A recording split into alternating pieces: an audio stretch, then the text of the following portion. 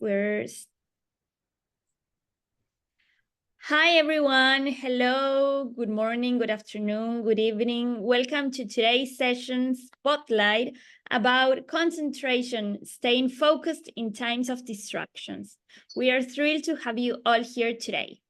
So before we start, I would like to tell everyone that we are recording the session. We would also like participants to introduce themselves in the chat and tell us who you are and where you're from. I am Caro, I am from Buenos Aires, Argentina. Please mute yourself when you're not speaking and feel free to use the reaction buttons to respond during the session. Comment or ask questions in the chat as often as you wish. We love to see participants actively engaged. Our spotlights are packed with a warm welcome, content delivery of 35 to 40 minutes, and an interactive Q&A session. Today, we are honored to have Stefan van der Stigchel. I'm sorry if I mispronounce it, it's Stefan. He is a professor in cognitive psychology at Utrecht University and a research group leader of Attention Lab. He also is the author of the popular science book, How Attention Works, published in January 2019, and Concentration, which was released in the Netherlands in November 2018 and published in 2020 by MIT Press. Now, let's give a warm welcome to him and as he takes us on an immersive journey into the importance of staying focused in times of distraction.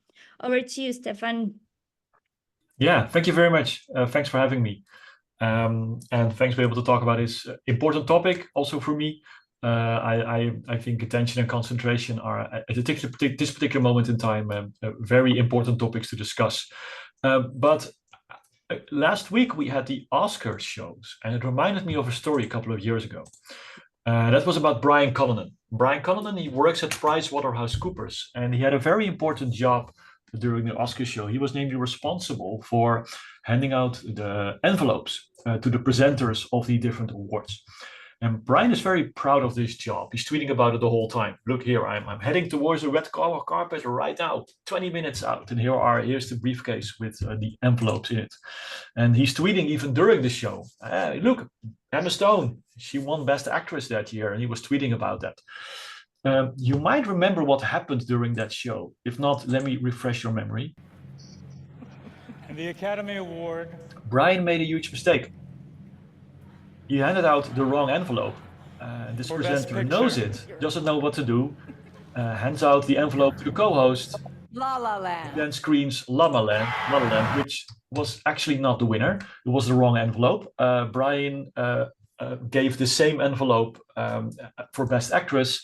And Best Movie was actually Moonlight that year. It took a very long time for this error was corrected because there wasn't any scenario about how this might occur. So now you might wonder what has to do with this. This example has to do with the topic of concentration and attention. Well, I'm pretty confident that if Brian wasn't tweeting the whole time, this mistake would not have been made. Something so simple as just handing out the right envelope to the right person can go horribly wrong if you're trying to multitask the whole time. And unfortunately, Brian is no longer responsible for the Oscar show at PricewaterhouseCoopers, and they had to send out this huge apology message in the days after that message. So that has to do with concentration and focus, right? I think we're all finding it sometimes difficult to concentrate and focus, especially when we are surrounded by social media. And you could argue that perhaps we're sort of a little bit of an attention crisis right now. A lot of people worry about our concentration span. I'm going to share some information about that later, because if we are indeed less able to concentrate than we used to, this is a problem, right? It's a problem for science, but also for arts, or I think there's no job in the world that doesn't require periods of concentration. Well, this might be a nice moment in time to explain you why attention and concentration are so important in education as well.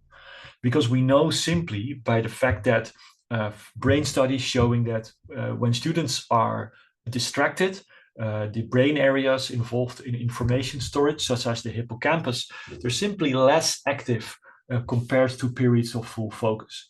And we know that information is stored then also less well when people are distracted during learning compared to when they are able to learn without any distractions.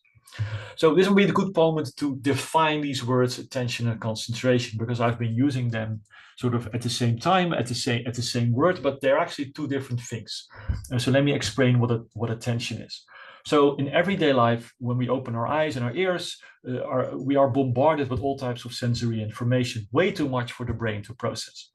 And what the brain does is the brain only selects part of that information for further processing. And that's process we call attention. Attention is the filter on the external world, but also, of course, on the internal world for selection. When it comes to internal world, we can also not think all the thoughts at the same time, right? We cannot focus on multiple internal ideas at the same time. Our brain has to select. And that selection process, that's called attention. And attention is crucial because attention determines which information you pick up from the world around you. If information is unattended, it is ignored. And that means that that information is lost. You cannot convey a message when you don't have someone's attention.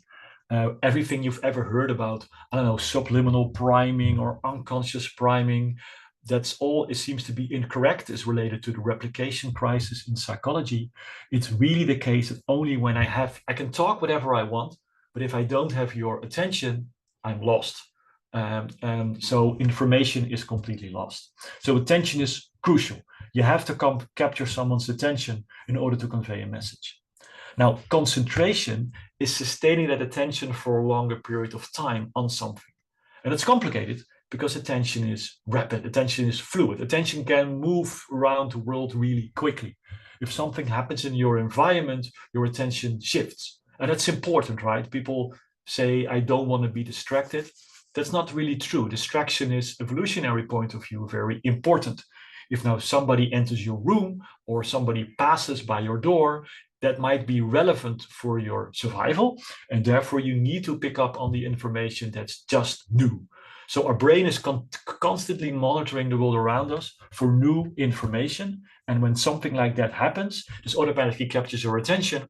And because we can only attend to one thing at a time, this means that your concentration will be broken. So concentration has always been difficult, and it's perhaps in these days more difficult to do because there are lots of distractions in the internal and the external world. And I think people are a little bit overestimating how well they are in attending the world around them. I've just been traveling quite extensively at airports and train stations, and I've been really surprised. I knew it, but when you start paying attention to it, everyone is on their phone the whole time. Really, I've been in the US, it's already pretty bad in Europe, but I looked at the US and I was on the airplane, I was the only one reading a book. The rest of us playing Candy Crush on their phone. I think we have less situational awareness for the world around us, simply because a lot of us are glued to our phones. And I think this also holds for adolescents. But this picture has sort of a sign of the times. It has gone a little bit viral. Although here it's a little bit different because these kids were actually making a school assignment about Rembrandt painting. However, the question arises, were they really? Perhaps they were supposed to make a school assignment on their mobile phone, but we all know that might not take that long because all these attention-grabbing apps. So let me tell you a little bit about that. I'm not going to focus on it too long because there's been a lot of knowledge already, I think, in the field on this. But I think there's one important thing that I want to highlight, and it has to do with these notifications that these mobile phones give you. It's not the notifications themselves that give the distraction. It's the associations that people have with these notifications. Our brain is just very fond of new information. Luckily, if you're a teacher, you know that we have to learn, and the brain is also prone to learning. But it means that every time there's a promise of new information, this is, well, almost addictive to look at. And that's something that, of course, these mobile phones give you. So it's not the notifications, but the association that you get with this notification, namely about there's the possibility of new information. So that's something I call a mental itch, that you have it as well. If you now have received a message, you've noticed it perhaps by sound or some other buzz, then part of your brain starts to wonder about that message. We see that in the lab as well. We have people perform a difficult task, and then we send them a phone message, and their performance drops, but for a longer period of time. It's like the brain is occupied with who is that information, where is that information coming from, who is sending me that information. So this all sounds very catastrophic, but luckily we know more than ever about how the brain works, and we can actually tell everyone how the brain works, how concentration and attention works. And I hope that this is sort of a way to solve this problem. One of the ways the problem this is currently being solved in the Netherlands is a mobile phone ban on high schools. And I think that's a very good idea. If you look at what happens in high schools, is that teaching has become a lot more difficult due to the presence of the mobile phone. And I think what I just told you, that brain areas responsible for information storage, such as the hippocampus, are less active during distractions. For me, this is already knowledge enough that shows that we really have to create an environment in which students can learn. One of the arguments might be, no, we have to learn students how to cope with a mobile phone and learning. So they should be able to have their mobile phone with them and let them learn how to deal with learning and having the mobile phone with them. I don't agree. I think if we want to learn how students should deal with their mobile phone and learning, the only way of that is telling them there should be no mobile phone while you're learning. And this holds for us, this holds for everyone. So I think we should prepare everyone for a future in which concentration is associated with periods without a mobile phone. That's what we should be learning our students as early as possible. That's my personal opinion, of course, driven a little bit by the science behind it. I have to admit that we don't know everything. The most difficult question you can ask me is, do we indeed, as Wikipedia suggests, have a concentration span that's currently less than that of a goldfish? So the more simpler question is, are we able to concentrate less than we used to? Sounds an easy question. The answer is extremely simple. Also, we don't know. There's currently no scientific data that shows concentration span now and compares it to, I don't know, 20 or 30 years ago. It's also quite difficult because then there needs to be a data set on that 20, 30 years ago that measured the concentration span. But how do you measure the concentration span? Like, how can you say the concentration span is 19 seconds or 20 seconds or whatever?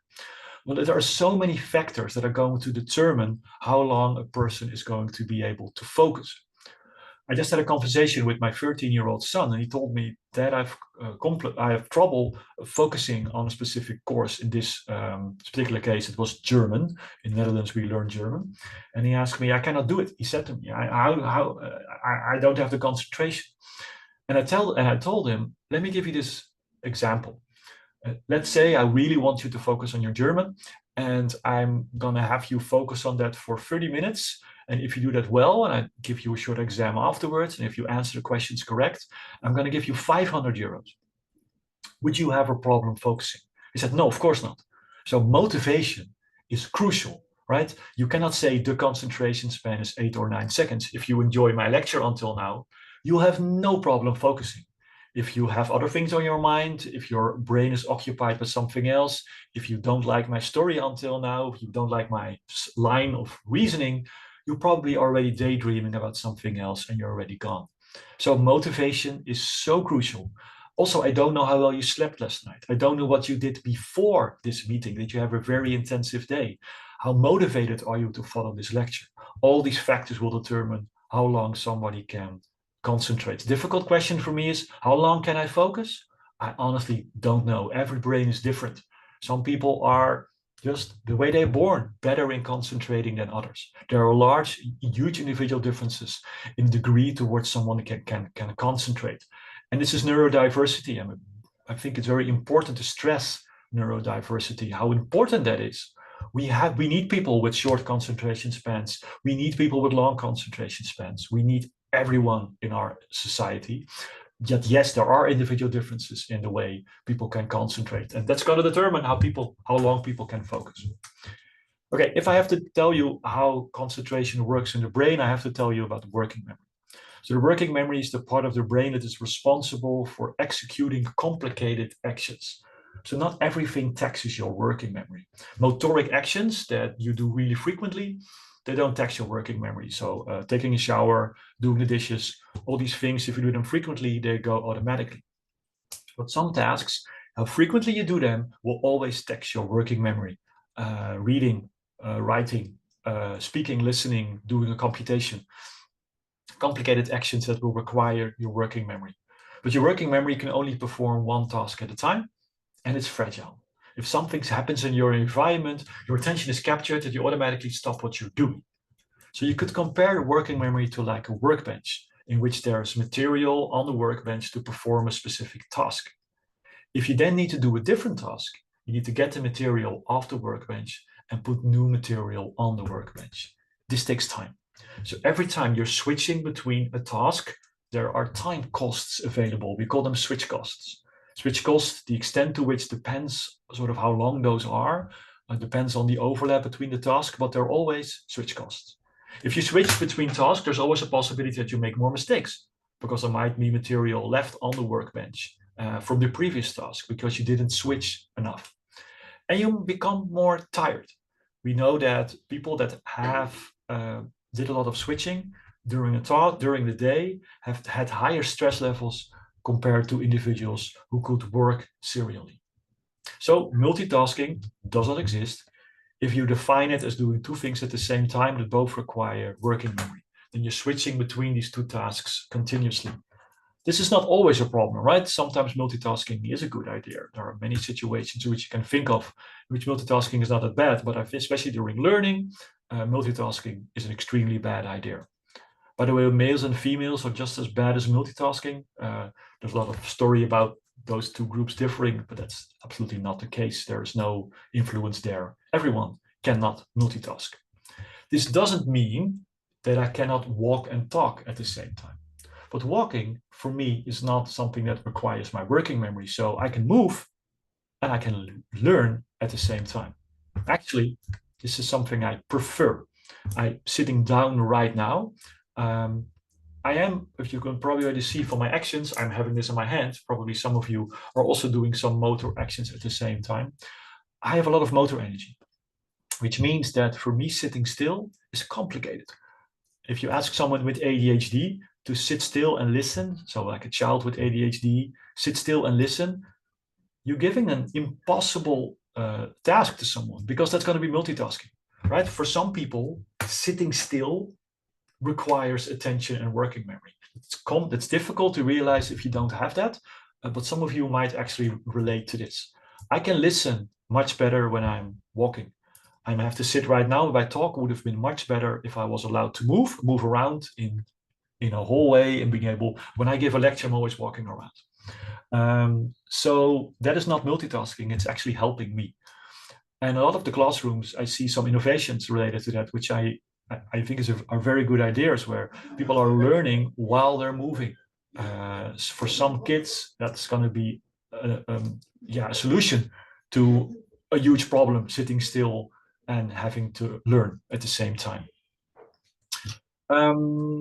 So yeah, I think that's an important message to share. So for instance, in the Netherlands, it's really weird. You cannot hold your mobile phone while you're driving, while you are allowed to talk via Bluetooth wireless while you're driving, which is both of them is multitasking. So also we know from traffic accidents that they're actually the same in terms of how dangerous they are. So yes, like something like driving is mostly automatic, but in some situations it's not. And those are the moments that you should pay attention to the road, and therefore multitasking is quite dangerous in these sorts of situations. I go to a lot of companies and they show me these open office spaces and they surprise me, and I criticize them openly also here in the Netherlands. And every time I talk about open office spaces, I get people from education calling me, how about classrooms? Aren't they also some sort of open office space? And of course they are, right? We know that there are huge individual differences in the degree to which someone is distracted in a classroom, because there are attention-grabbing stimuli all the time. So it's not that there's a poster or something hanging on the wall. That's not attention-grabbing. What's attention-grabbing is a new stimulus, something that wasn't there that automatically captures attention.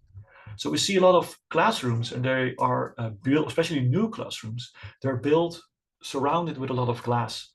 I think that's quite a poor idea, because that will result in a lot of distractions with people passing by. So for some students, it's going to be very complicated to focus in such a classroom. And also study spaces where there's a lot of rumor going on, there's a lot of noise and a lot of visual distractions. For some students, that's going to be really problematic. Then you might argue, well, they should have, for instance, like headphones on, listen to their own music.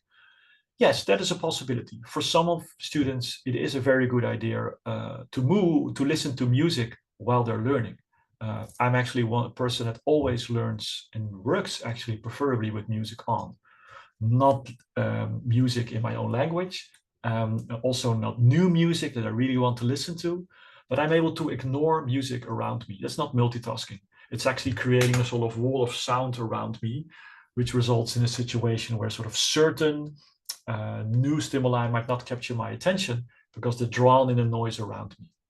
However, there are students that tell me that they really cannot learn with music on, because if they're listening to music, they simply have to listen. Again, everyone is correct here. There's a lot of neurodiversity here as well in the way people are able, and the extent to which people are able to,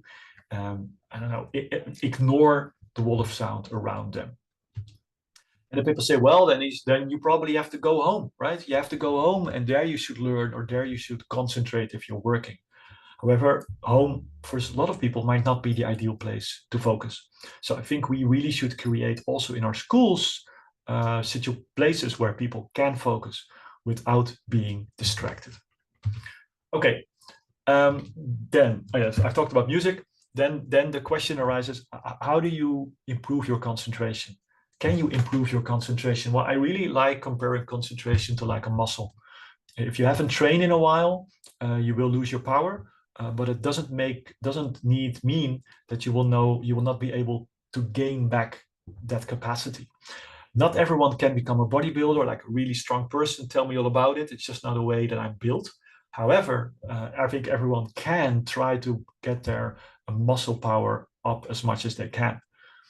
I also like the analogy of a muscle because a lot of time concentration doesn't generalize. So if you train your arm, your legs don't get stronger. That's the same thing with concentration. If you're able to watch to Netflix for very long, doesn't mean you're also able to read a book for very long. So the concentration is very specific to the task at hand. So there's not really a training protocol that makes you better in concentration in general. There's one exception, and that's mindfulness. I think scientific studies have now shown quite convincing evidence that mindfulness is a good concentration trainer. It's really concentration boiled down to its essence, right? If I define mindfulness meditation in my way, you focus attention on something internally or externally. When you notice that your mind starts to wander, you bring it back. And that is in an essence concentration. So you could argue that mindfulness is actually training your concentration. It makes you very aware of what distractions are and how you have control over your attention. And this then generalizes to situations where you are distracted outside of the meditation practice. Good sleep, we know, is an extremely good predictor of how people are able to focus the day afterwards. We do know that people sleep less long, shorter than they used to. This is a problem. It has to do with, again, social media. I'm sorry. We know that people that interact with their mobile phone shortly before they go to sleep, they sleep less well and less deep. So this is really something that especially young people who need a lot of sleep, but I think everyone should take into account. And then periods offline, not focusing, is also important, because a book can be really nice to read, but you will realize that your eyes goes over the text at a certain moment, but there's no information intake anymore. Because this is also an illusion, right? The fact that you can go to a abandoned place and work there without Wi-Fi for hours and hours and hours. At a certain moment in time, your battery is up. So people always have problems concentrating. It's not infinite, never. This has to do with the arousal curve. So this is the relation between arousal and performance. If you're too aroused, if you're too stressed out, over aroused, you make mistakes. But there's also the left side. The left side is that when you're not motivated, when you're tired, you start making more mistakes. You become easily distracted. You become more tired because of the multitasking, and you enter a negative spiral. So ideally, your arousal is somewhere in the optimum, not too high and not too low. So in order to create that, you need to take a break, right? To sort of refuel your attention networks in your brain. Ideally, not a technology break, because if you interact with technology, your attention still doesn't take a rest.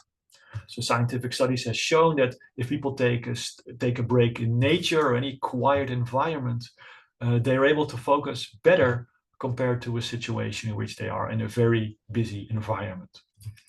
And this is interesting. This is inspired by a book on daily rituals about how geniuses spend their day. These are these interesting diagrams about how they each day spend their day. And this is Darwin. And one of the things you can see is that there are very clear defined blocks. So concentration blocks interleaved with multitasking blocks, but also a lot of walks. As you can see, there are 3 walks during the day. They're always in nature. And after that, Darwin was able to focus. And here's Tchaikovsky. Tchaikovsky only composed for 4 hours a day, but it was full focus, right? So that might not sound like a lot, 4 hours, but still 4 hours of full focus. If you think about it, without any distractions, doesn't happen that much in these days for many people. And then again, a long walk after lunch, really clearing his working memory. And then at that particular moment in time, also sort of fueling and recharging his concentration networks. Then Beethoven. Beethoven could compose for hours and hours and hours. He was really special. But he also needed a long, vigorous walk in which he always carried a pencil and a couple of sheets of music paper in his pocket. And I'll come back to that in a couple of minutes about why that's important. He also had something interesting in the morning. He counted 60 beans for his ideal cup of coffee.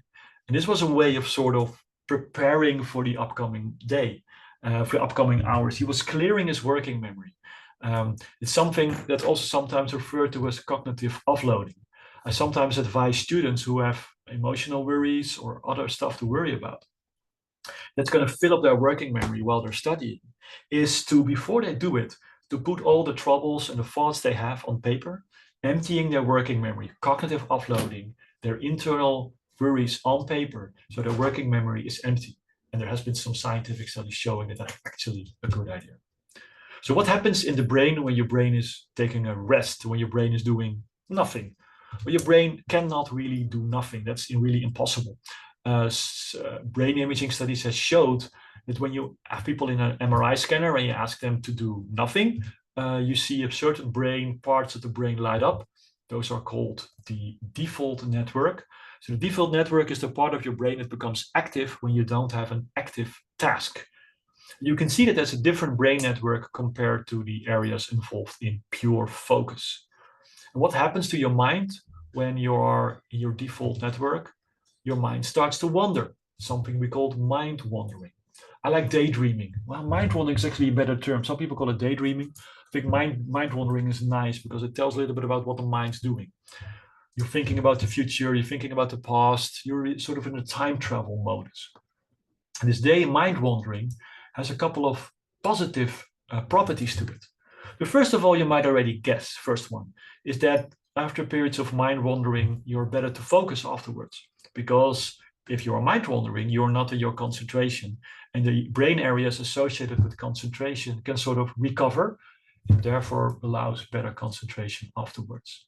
And creativity. That I think why some people have good ideas when they're walking around, when they're on their bike, when they're taking a shower.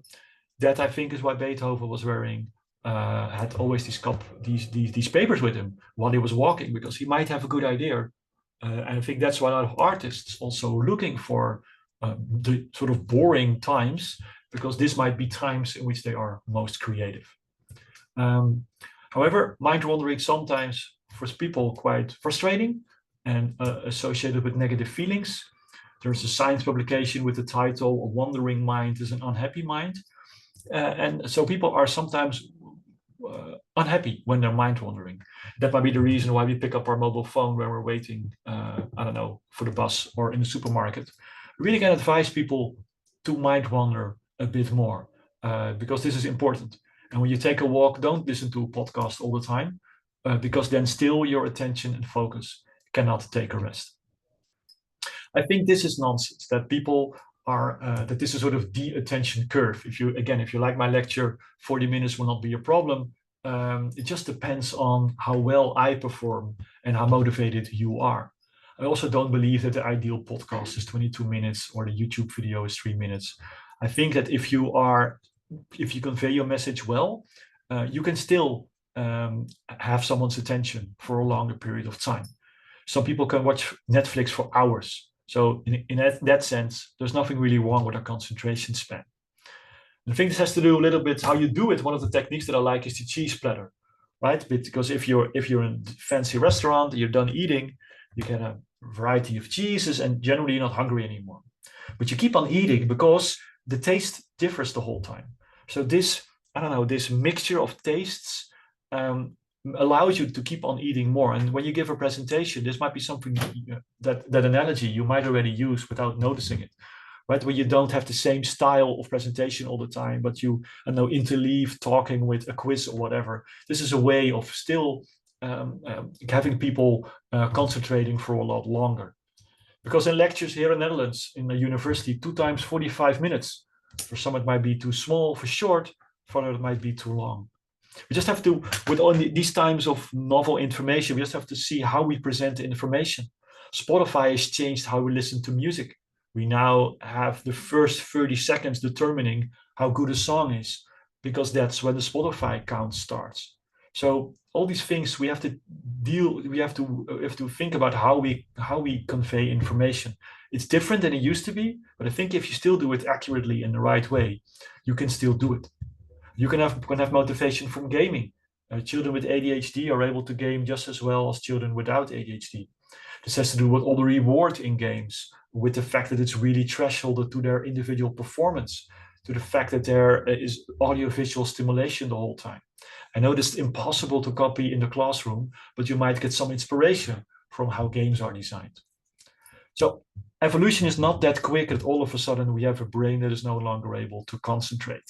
Our environment has changed, but we have control over our environment. So I'm convinced that if we do that in the right way, that we don't up, just like Brian Cullinan.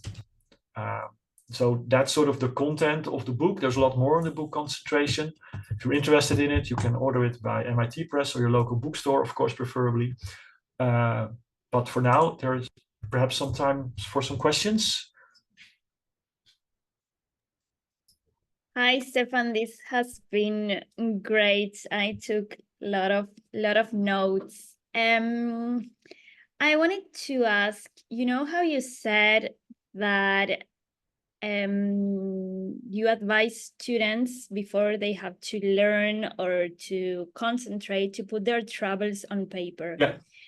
I think this is great. I think writing has been a really, well, at least for me, it has always helped me.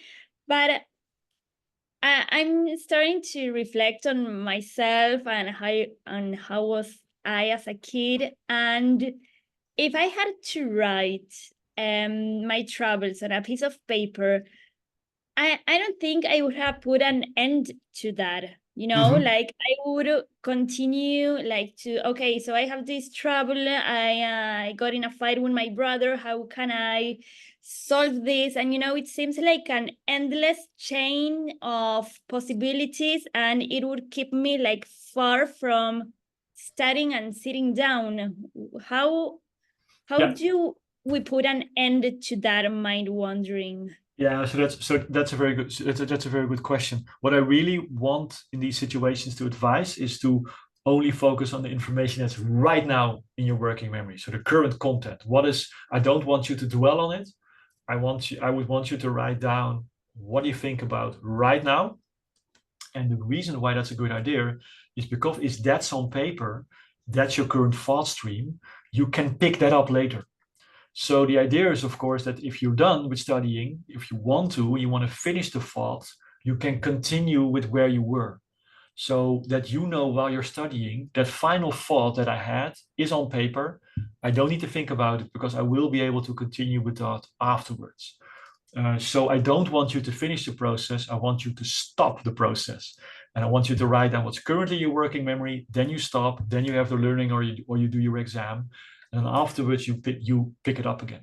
So you shouldn't finish. That's the ideal. That's the ideal. Finishing happens later, because else indeed it's going to take too long. Okay, that's great. Yeah, because I was just wondering, like, it's an endless possibilities of Yeah, no, thoughts. true. Yeah. Okay, yes, Mike. Hey, Stefan, fantastic session. Thank you. Could I pick up the point you were raising about school design and classroom design was really interesting for me.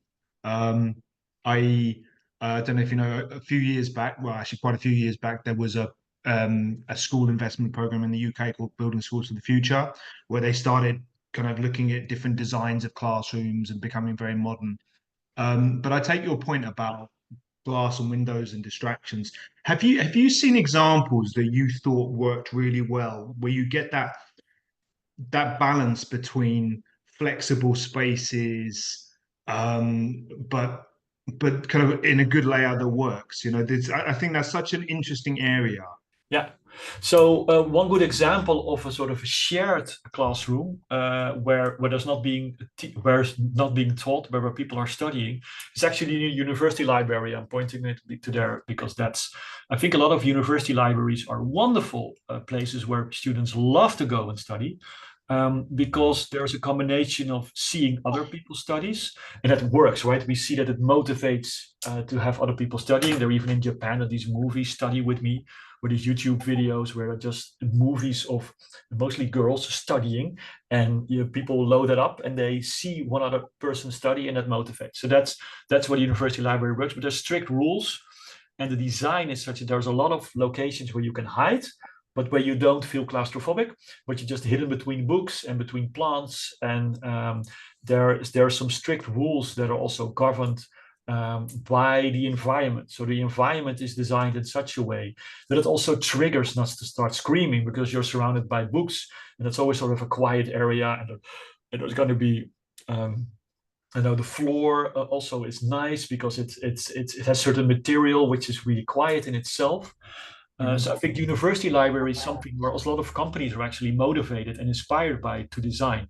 I think for the classroom itself, I think the traditional old classroom is still the best I can think of, where there's no information coming from the hallway, especially in cases where people have different times where they when they have a break.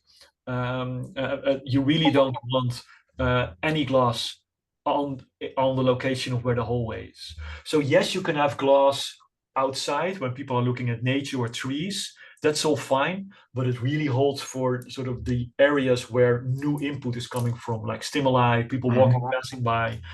So it depends on the setting. If you have a classroom that looks out on a patio that's beautiful, there's nobody there, glass is not a problem. So it depends on how it's organized in terms of where new stimuli come from. And a tree is not a new stimulus. That's fine. It's really novel, meaningful, so mostly social input is for a lot of people will be impossible to block. So really, there's no there's no in between there, I think.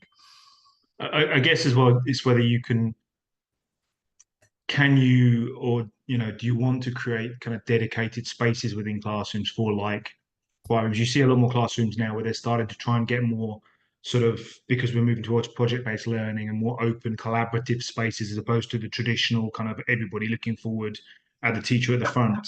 But then can you have dedicated spaces within that, as I say, a quiet space, or something there? Have you seen good things there? Yeah, that's a lot of how companies do it these days, right? Where depending on the task that you have, you work either in an environment where where you can interact, you can even you can make a lot of noise. It's fine, but if you then want to focus, you go to a different location, and these areas are designed in such a way that it also triggers that type of behavior. So a lot of companies have these university libraries, so to say, now sort of designed as a university library, and in a very collaborative environment where, I don't know, there's a table tennis and I know noise can be made. I think a good school has both of these options in an ideal situation. Got it. Oh, Thank you. Khaled, you have your hand up. Do you wanna ask a question? Yes, hello. I'm sorry for camera because I have another device. I have a conference right now in France. We talk about your talk about this is event, Stefan. Thank you. It's my pleasure to contact with you. I am so sorry because I contact later because I was busy. Actually, I let you share something for about myself. Actually, I myself, I was study in Netherlands since many years ago, and I learned it a lot, the behavior and motivation from the good position in Netherlands. I agree with you for what you said for everything. I contact soon with Netherlands again because I learned it 4 years in music sharpen because I agree. You said the music is very important. I learned a lot what is useful learning from schools in Netherlands and what good motivation with students. What's the relationship between students and teachers? That's the right way. What I learned from Netherlands, and I'm sure it will the world will be changed soon because Mike also he's thinking for new idea for schools, and we all together working to add something to change the education for positive way. That's what I would like to share. That Netherlands is the top of the position for learning. Thank you for your sharing. I appreciate it. Thank you. Thank you. That's good to hear. Again, it would be very interesting hearing a little more about what specific that was, but perhaps you have to talk about it a little bit later. But it's good to hear that you're so positive about the Netherlands. I can see even see your profile picture is still Amsterdam. Come to Utrecht. It's even more pretty than Amsterdam. Thank you, Khaled, Yes. for sharing. Yeah. No, sorry, Stefan. If you need, I am member actually in. If you need video camera, D66. I also in the parliament. I remember that also. Yeah. Okay. Yes. Yeah, And nice. also about Netherlands. For me, it's my local languages because I was in Netherlands 4 years. I took 9 languages. One of the top languages I talking after Arabic is Netherlands. I let you share. I can also take with you some sentence because I let the all colleague here know what about the Netherlands talking. Hoe gaat het met jou, meneer? Ja, ben jij in Nederlands? Ja, zeker. Ja, zeker. Ja, dat want ik denk de mensen nou very eerste keer hoor mij how I can speak Netherlands. That's heel goed. Thank you. Very good. He speaks Dutch well. I can confirm that to the other people. Yeah, well, and German and nice. Yeah, it will coming soon in T4. T4 education will be support around the world. You will see soon with Mike. Thank you. Cool.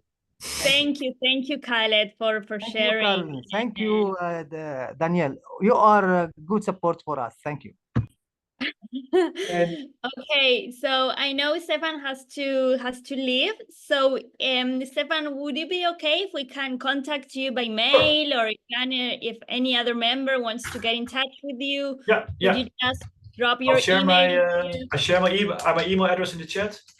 But you can also look it up on my website and know how to contact me. Important to know, I don't do research education. I do research on attention. So my research lab won't be of direct interest unless you're really interested in how attention works. The popular sort of the accessible way of presenting all that work is in the books. If you have any specific questions, specific references, something I said where you're worried like, what are you basing that on? Can you send me those references? Please contact me via email and I can let you know. Thank you. You're so kind. Okay, so thanks for presenting at T4, and I would like to invite all our members for our next week panel discussion on environmental action and education. I will let you soon know. The speakers and everything will be posted on the app. Okay, so have a great afternoon, morning, evening, everyone. It's been nice to have you here. Bye, all. Thanks for your attention, guys. Thanks. Bye. Thank you, Stefan. Thank you, Stefan. Thank you so much. Thank you. Bye-bye.